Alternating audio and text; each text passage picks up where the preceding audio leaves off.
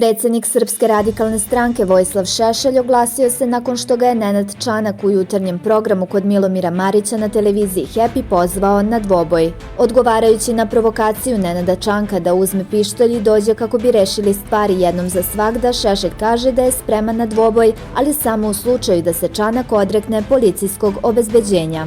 Kada god sam ga video negde, čuva ga bataljon policije, tako da je njegov poziv na dvoboj glupost jer zna da je zaštićen. Ipak, ako ga negde vidite bez zaštite bataljona policije, ja ću doći.